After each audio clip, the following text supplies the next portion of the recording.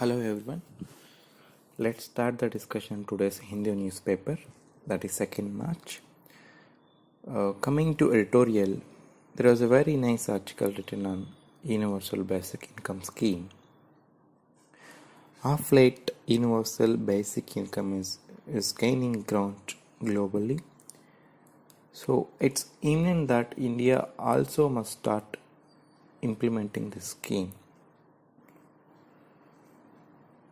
To implement this scheme, the first and foremost question, who are we going to decide as the beneficiaries of this scheme? There must be a proper data set which is very accurate and reliable. Socio-economic caste census 2011 is one of the data set which can aids in defining the criteria of minimum basic income, and the other one is agriculture census of 2015-16. Collating these two data sets, there would be some of the duplicate beneficiaries which we need to delete and come to a conclusion and decide upon these are the going to beneficiaries. To put it in a generic sense, who are these people who is going to be the beneficiaries of it? It's landless laborers, agriculture workers, and the marginal farmers. These three set of people definitely require a help from the government. Does this mean government simply giving some amount of money towards the bank account of the beneficiary and doing away with whatever the public responsibilities, public service responsibilities which it is going ahead right now, be it in health, be it in education?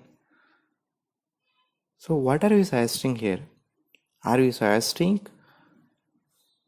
these services, the basic public services such as health and education, do we want government to be replaced by the private sector? No.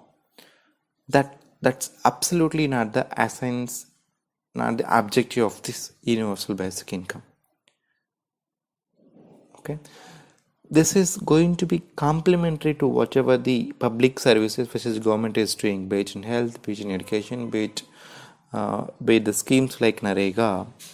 Okay, the whole essence of this universal basic income must be to reach out to the people who never reached upon, and to give a lending hand to the people who are in the clutches of penury.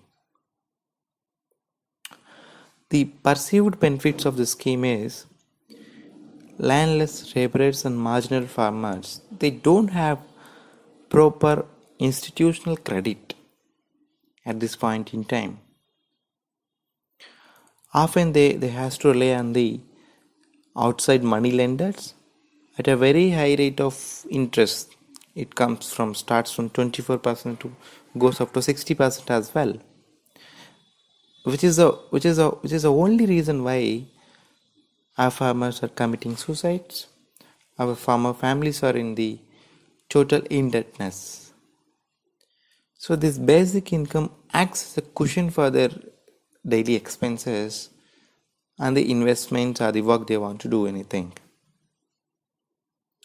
And the second benefit is it will lead to improved health and education outcomes and will help in achieving a productive workforce for India.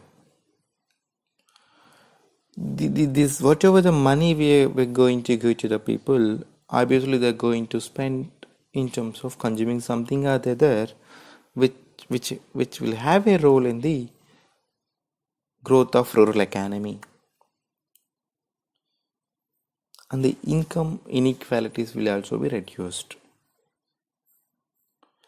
As this scheme, it's going to very huge budget. The central government alone can't be in a situation to support this scheme. Some of the states also should have a supporting hand to jewel this scheme.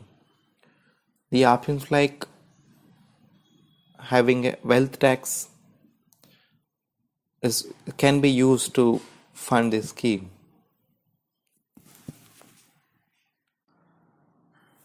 The other editorial which is covered very extensively in Hindu today is it's about our wildlife conservation and the man-animal conflict. The recent incident of killing of tigress Anvi in Maharashtra, and what is the reason for the killing of a tiger over here,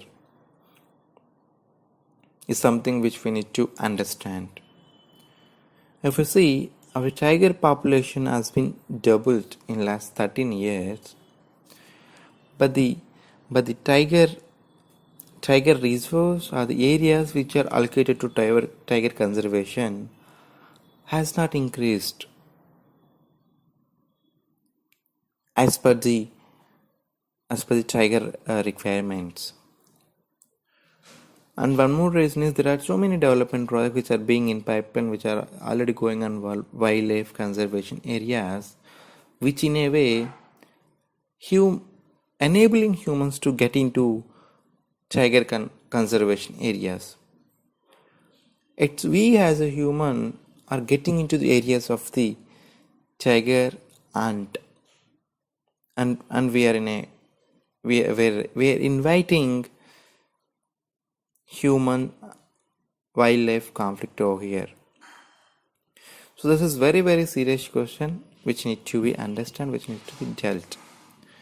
Definitely our conservation policies has to be changed, has to be accommodative to the growing needs of the tigers and tiger reserves. Let's get into some of the important news which are relevant to UPSC. OIC, Organization for Islamic Cooperation.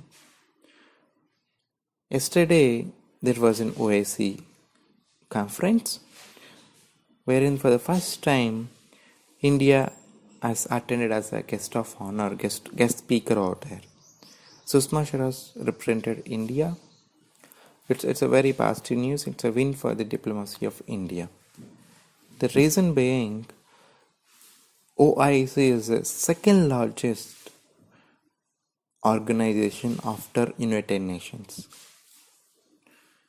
Since its inception, Pakistan is playing spoil sport for our presence in OIC. So,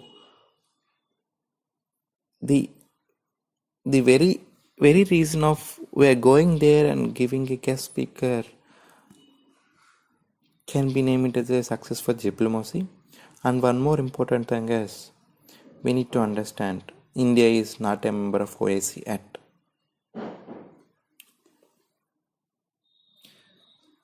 That sums up for today's news discussion. I'm going to provide the hand notes of this as well. Thank you.